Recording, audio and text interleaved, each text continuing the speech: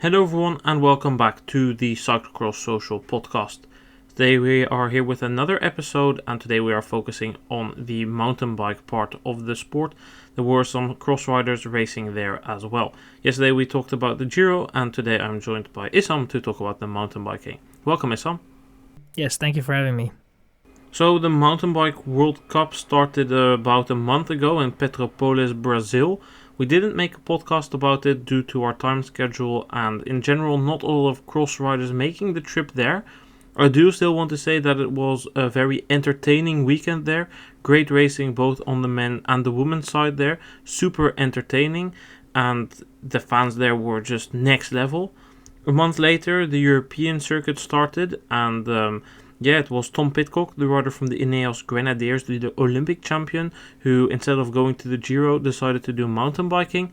He came and due to a regulation that says if you're in the top 10 of a ranking you are allowed to start on the 5th row, he was able to start on that 5th row and for the short track race that was. And how did he fare in that short track race, Issam?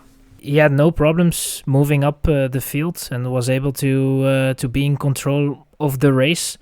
Yeah, I was basically, in my opinion, was looking very good, very strong. And then there was a certain moment, maybe it was not really paying enough attention.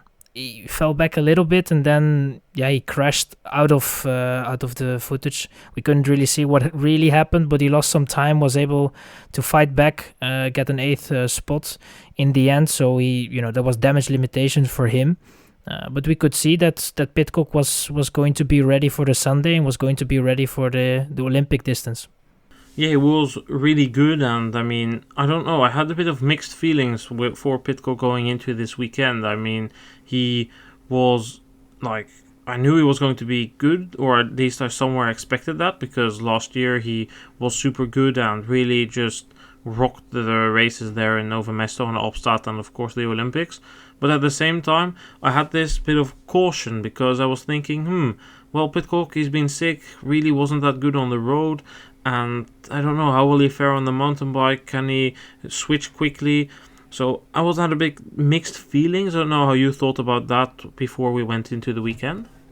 I, to be honest, had no expectations. I was obviously we know he has the talent, Olympic champion, and you can never count him off of such of races in the mountain bike. But it was very hard to base it on results on the road. I mean, we have seen some good races, but it was one day it was very good and the other day it was not so good, and he was either feeling sick or just not having the legs to perform well. So I was not really expecting a lot, but he was not going to surprise me if he would perform very well, and performing well, that's what he did. Yeah, as you said, he already looked good in that short track race moving forward. Had a crash going into the last lap or penultimate lap, not entirely sure on that one, but he still managed to get the top 10 and secured a fairly good starting position for the cross-country race. In that cross-country race, he took it pretty easy the first couple of laps, and he was super alert, didn't really make any silly mistakes or ruin his positioning at some point, but he just went really well. And then in the third lap, I think he had enough of the waiting game and launched really a nuclear attack on the main climb of the course. And I mean, it was just panic at the rest and their legs were screaming for oxygen, and you know the deal when Pidcock goes, you need to follow, and I mean nobody was able to follow Shooter, for someone was able to follow, but then from there on Pidcock just comfortably led the race and relatively cruised towards victory. It was a super impressive attack in my opinion. Yeah, definitely was. I mean, I was not really expecting it that early or like in that race, the way he did it, but when he was placing himself in front, you saw that he had a plan, and when he went, it was everybody was trying to just stay with him. Schurter tried everything he could and was eventually just not able to follow, and then what happens behind him is going to be a race for second, because they know Pidcock is not going to slow down. He has proven time and time again that he's able to maintain such an effort, and they know. So that was basically what happened. Pidcock attacks, went away, has a gap, and the others are like you said, a bit in panic, and then quickly coming into the realization that it's going to be for second, and then you have to switch mentally and think about second and race a little bit different than Pidcock was in front, and he was just able to, you're alone, so you can push all you want, you can take your lines, which is very important in Albstadt. It's a lot of single track. You can just take every corner like you want to, and that eventually, helps in maintaining a gap without a lot of effort. And that was just what we saw from Pidcock. A very good day, very strong day, and eventually a super strong performance that brought him to victory. I think probably out of all the disciplines Pidcock does, he's most suited to mountain biking. I just think that the combination of explosiveness, technique, as well as just the large amount of climbing that needs to be done in most of these races is really something that Pidcock likes, and he is the best rider in the world in that, even better than Mathieu van der Poel. I dare to say that. I mean, we saw it last year in Albstadt and Nove Mesto that Van der Poel, yes, okay, Albstadt was the first time he had his back issue, but I just think that on the mountain bike Pidcock is better than Van der Poel. We've talked about it extensively in the cross season as well, that the mountain biking built the hype for Pidcock for the cross season, which was maybe a bit too much, but let's not go into that discussion again. I just think that this is what Pidcock is best at, and that maybe he wasn't at 100% considering the fact that we saw that he was struggling on the road and he was cold here, so maybe he will be better in Nove Mesto. But I think that we just need to conclude that for these mountain bike riders it is going to be increasingly hard to beat Pidcock, because if you look at the last couple of races he's done, last year in Albstadt he ended 5th. I think there was some mechanical or flat tire there, I don't exactly remember, or maybe it was a bad starting position. Then he won in Nove Mesto, he had a DNF in Leggett, and then he became Olympic champion, and then he returns now with a win in Albstadt, and he's only going to improve, while Shooter is already getting old and is going to decline a bit. So I just think that as long as Pidcock keeps doing these MTB races, that he's definitely the guy to beat there. It's just perfect for him in my opinion. I totally agree. I mean, this is I think the others are going to be a little bit worried if he's going to do the complete mountain bike season and do all the World Cup races.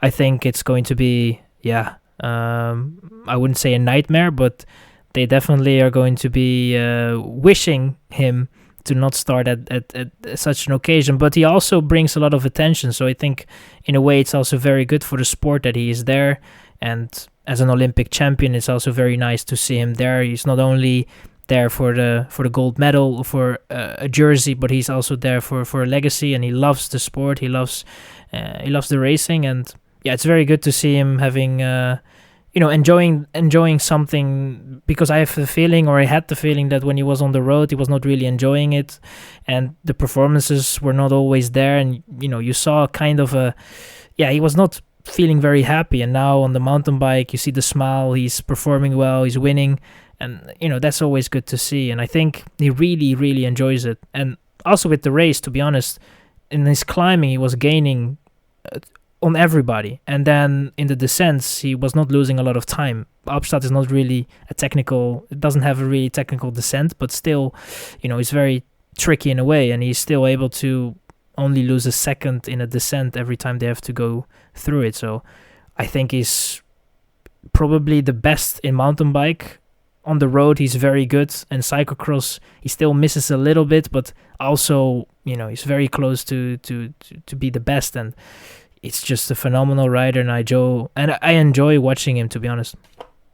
Yeah, I mean, I don't really think he dislikes racing on the road. I just think that he had a bit of a hit in his base level. He's been sick, missed out on a lot of racing, and he just wasn't at his best. We saw last year what he's capable of, and now with a bit of a better preparation, he's managed to get into a good form, at least for mountain bike terms, to win, and he can be happy with that. But I also do want to say we are very early in the season. I mean, especially in Petropolis, there were people already drawing big conclusions on that, but that race was in early April. We are now in early May. This is a doubleheader, Albstadt, Nove Mesto, but then it's again 1 month until the next race, Leongang. Then it's again a next month until we reach really the core of the season. Then we get into Lenzerheide, Valnoord, Snowshoe, Mont Saint-Anne, and then European and World Championships in August. So the month of July and the month of August, these are really the 2 months when it's showtime for the mountain bike riders. I don't know what Pidcock will be doing.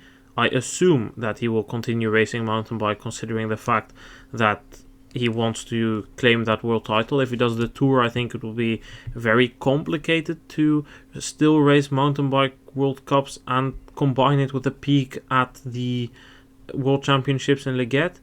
But never say never. But yeah, I assume he will continue doing that, but I don't think that the conclusion is fair that, okay, other riders will not improve, Pidcock will improve. I think it's still a couple of months until it's really time to be there as a mountain bike rider, and that we will see then really how things are, but I still favor Pidcock the most.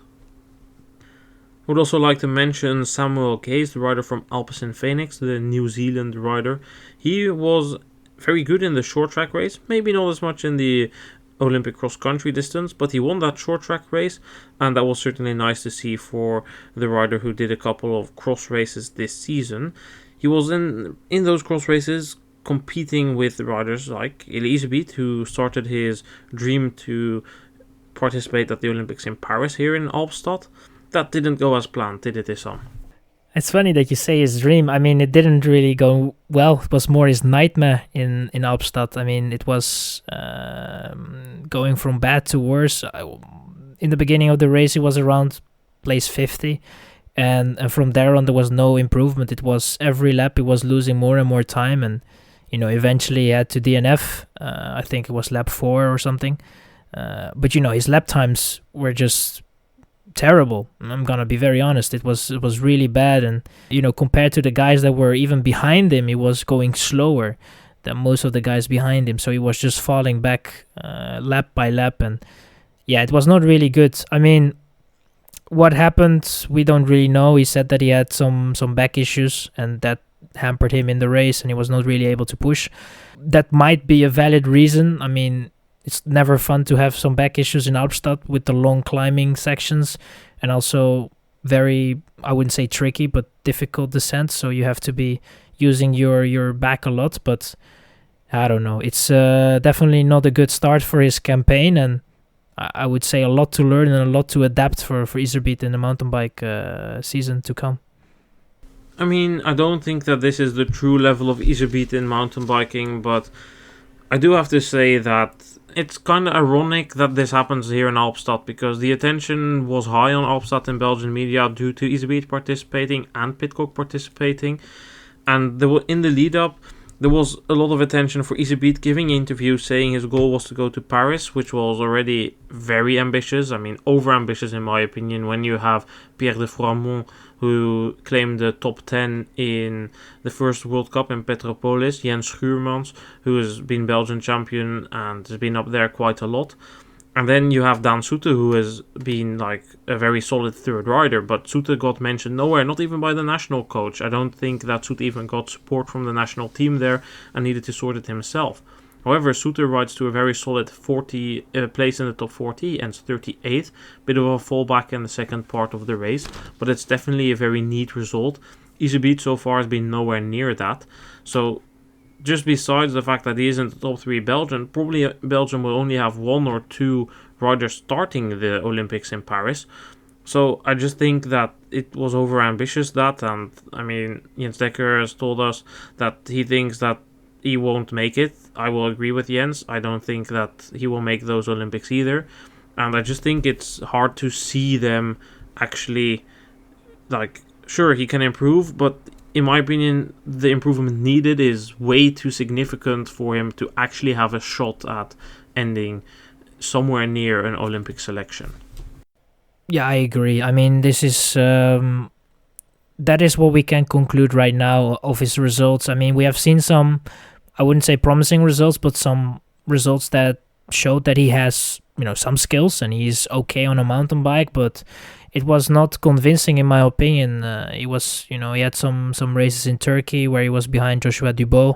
And let's be honest, I mean, Dubois is a good mountain biker, but that is for top 30, not even enough. If you want to be in the top 30, you need to be really performing quite well. And yeah, we have to wait and see. I don't want to count him off completely right now with one bad performance that was outside of his abilities in a way, an injury that can always happen. Now we'll give him a chance, but it's obviously not a good look for him right now. And I think that he needs to do the mountain biking for the purpose of mountain biking and improving yourself, and not for the Olympic dream that he has. It's always good to dream, but I always learn to not dream the unthinkable, and I think that is what they are doing right now. It's never bad to try new things, but I just expect Issam to at some point come to the conclusion, okay, mountain biking is not my thing. I will go back to doing some road races, maybe pick up on that plan of racing high-level road races, etc. So, I don't know. I just think that it, as I said, was over-ambitious. Next week in Nove Mesto can be better, but I don't know. I just have the feeling, like what I saw from these Turkish mountain bike races, how much mountain biking was it really? It was a lot of single track, not many real corners, not technical downhills, not a lot of climbs. It was pretty straightforward. So, yeah, it was not highly representative for the competitive races like Albstadt and next week Nove Mesto, but we will see what he does in Nove Mesto. I think I said that he can maybe come close to a better result, like top 50 maybe, something like that, but I still think he will be behind Suter. Let's look at the under 23 race in Offstar then. Not too long, but I would like to mention two performances there. We had a great performance by Dario Lillo, the Swiss rider, ended third there in the under 23 race. And another cross rider that caught my attention there was Cameron Mason. He ended 14th there, and he earlier won one of these British mountain biking races, which is a good result for the young Brit who is departing at Trinity. Still don't know where he's going, but that will be interesting to see. And yeah, I just also need to mention Tim Ronhaar in his mountain bike adventure. He also has dreams to go to the Olympics at some point. He got 30th, which is decent. He told us that he still has a long way to go in terms of learning, but that he was satisfied with this early result despite having a lot of back pain due to not training a lot of core recently. And there were quite a lot of cyclocross riders around him in the result. Then let's go to the women's side. In the elite cross-country race, there weren't many riders that were at the front, but in the short track there were two cross riders really at the front of the race. Tell us, Issam. Yeah, indeed. I mean, we had Kata Blanka Vas that wanted to try the mountain bike campaign, or at least try. We know that she's able to do very well results on the mountain bike. So we saw her for the first time on the mountain bike, and we saw Eva Lechner that also was there in Petropolis, having a very good short track results there as well. And both were running, quite well within the top 10. We saw Vas actually being up there in the top 5 for a moment, but was just in the end not really able to come with the effort to, move up more places, but was really close by. Lechner was just a little bit more behind that in 8th, but also, very strong performance from her. And we know that Lechner is always good in short track races, and she was able to to perform very well and show herself at the front. Yeah, I think definitely for Vas it was a strong performance, but for Vas the same goes as Pidcock. I wasn't sure how she would go, but especially in the short track race she went pretty good, so I think she can move forward from that. And I mean, I think Albstadt wasn't really a thing for her, so as you said, it's a course that's heavy on climbing but doesn't have that much technical features.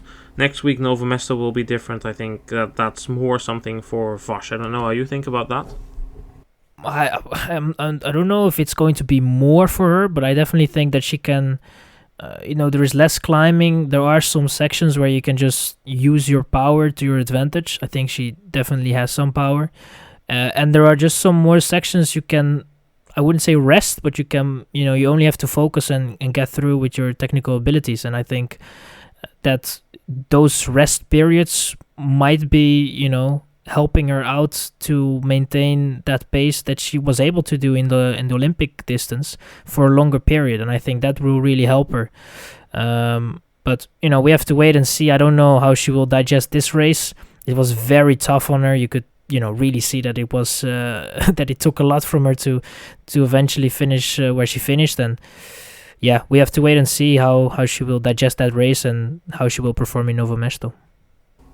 Another rider that did well on that short track race was Eva Lechner.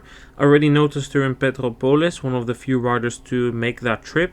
But she did very well there already, ending 15th in the cross country. Today, this weekend in Albstadt, not really that good in the cross country, but in the short track, once again, getting a top 10, which was very good for the Italian champion. And I think, of course, she's getting a bit old, but from time to time she still shows that she still has it left. But I just think that the endurance part might be a bit too much now, and that she can only compete on the more cyclocross type short track race. I think we should move on now to the under 23 category with the women. I mean, that was it was not broadcasted, or at least I couldn't find a broadcast. But we had Lynn Burquier winning her, second World Cup already. She won in Petropolis and now winning here in Albstadt. And second place for Puk Pieterse, who, we know as well from the cyclocross. Had some promising performances last year and, is moving again in the right direction this year with the second place already so early in the season.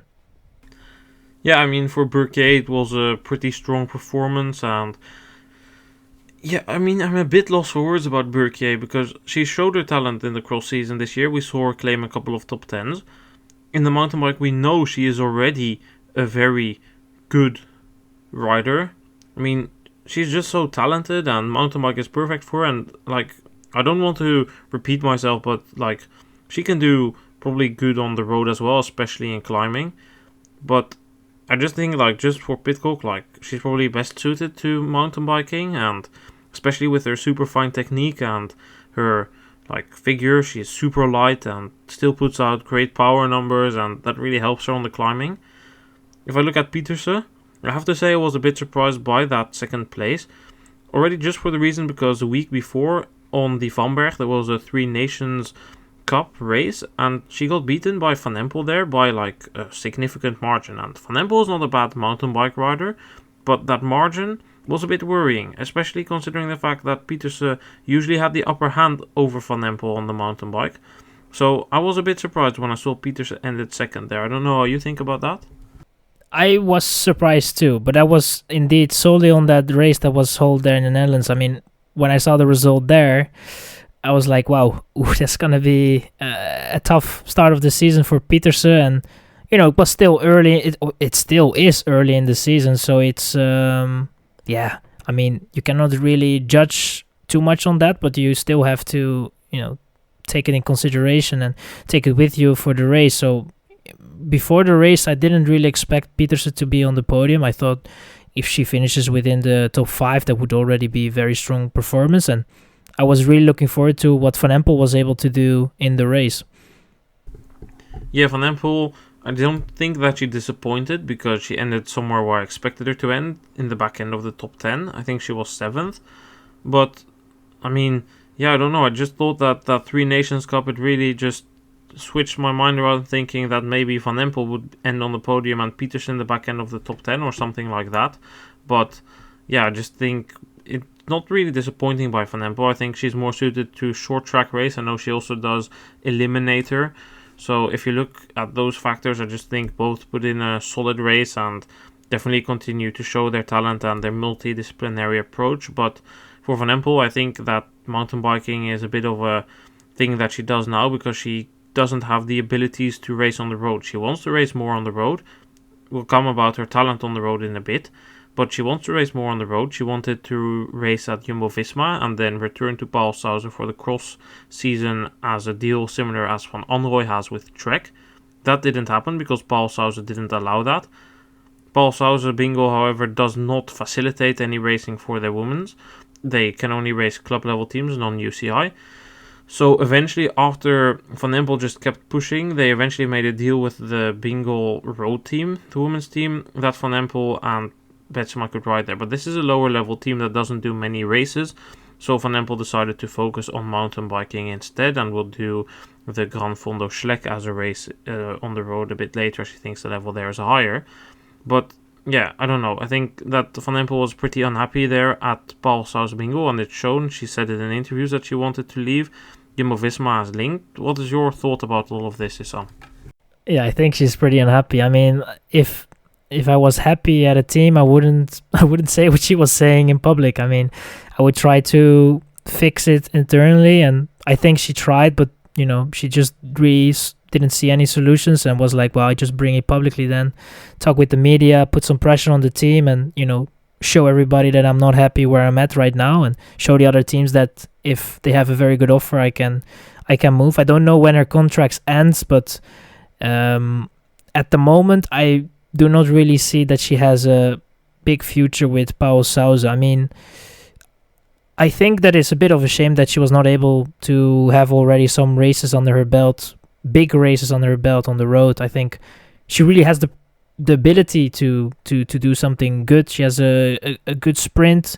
Her endurance is okay. I don't really know how she will handle a long road race, but I definitely think for the smaller races she will be able to be with, I wouldn't say the best, but top 20 for sure. And it's just a shame that we're not able to see her there, but I think she made her point. She's going to do the mountain bike season. We have to mention she had a puncture in the race in Albstadt, so that didn't really help. But if you look at the lap times, it was still a bit slower than the rest that was in front of her. So, eventually you have to conclude that she kind of finished around the position that she deserved. But I'm looking forward to what she's going to do in the mountain bike season, and I hope that she's able to find a new team that is going to, help her with the ambitions that she has. And that's the most important thing, that a talent is able to really bring the best out of herself and have the ability to do what she's actually capable of doing. To come back on Van Empel and her mountain biking, I think that she's pretty talented on the mountain bike. It's shown, but I really think that she should focus on the road. I mean, with her acceleration and sprint, I think she could become one of the best sprinters in the world, and that's perfectly fine to combine that with racing on the road, or on the cross bike, I mean. I just think it's very hard to combine mountain biking together with road and cross. It just becomes a lot and too much, and I mean, yes, Van Aert and Pidcock can do it to some extent, but I still think that the combination road and cross is just too much. Just a feeling I have. I mean, of course, Van der Poel and Pidcock show it's possible, but these are superstars, and yes, Van Empel can become one, but I just feel that it's tough because you can't really focus on and mountain bike worlds and road worlds, and then of course cross is relatively okay, but I just think that maybe it's also a bit early and Van Empel is a bit young to do that. And I mean, even for Van der Poel it came at a cost, because racing for so long without proper training, he said that hampered him and also made him realize that only racing doesn't really come to benefit his form all of the time. So I think that Van Empel towards Jumbo would be a great move, but only if she's allowed to keep doing cross there, which I hope she will. But yeah, her contract ends at the end of the cross season, I think, or maybe January 1st. There is an option to extend it with 1 year, but I don't think she will be taking that option, considering her language in the media. But yeah, I think that her at Jumbo, it would just fit as a replacement for Vos once she retires. What do you think? I would expect a move to Jumbo, to be honest, and she has been insinuating such a move. Vos has also been going to the media advising Jumbo that would really be a very good move if they would bring Van Empel in. I think that, that is just the best move for her. The biggest Dutch team in a way in women's cycling next to SD Works. But yeah, to be honest, that is the move she has to make, especially if you have the ambition to become very good on the road. And we know that Jumbo is a very professional and big team in a way, so that is the move you have to make if you want to really grow on the road. Well, I look forward to look at more mountain biking this weekend in Novo Mesto. Issam, thank you for being here, and do you have any tips for the Novo Mesto weekend? Tips, not really. I'm just very looking forward to that race, and I think that Albstadt is very exciting, but Novo Mesto is really, really fun. It has the uphills with the stones in it. If it rains, it's even more exciting, slippery, dangerous. It has a good flow. It's really a very, very fun track. I think even more fun like most mountain bikers will say that Novo Mesto is for them their most favorite race. So I think one thing that we can say about that race is I think the differences will be a bit closer. I think if it doesn't rain, it's a dry race, we will see maybe a shorter showing his technical abilities a little bit more, and the differences might be made there earlier than with the climbing alone. So that's the only thing I can say, and I'm really looking forward to that race. Yeah, final thing I would still like to add here is that Mathieu van der Poel has announced that he will not be doing any mountain bike races this season. He is focusing on road and then cross. Next year he will be back on the mountain bike, starting his road towards the Olympics in Paris 2024. Definitely look forward to see him back on the mountain bike next year, but I think it's a smart decision what he did now. Issam, thank you for being here. Yes, thank you for having me. We will be back later, that means next week after Novo Mesto, with another podcast about mountain biking, and we will be back with the Giro podcast once the Giro is calling us. Thanks everyone for listening. Goodbye.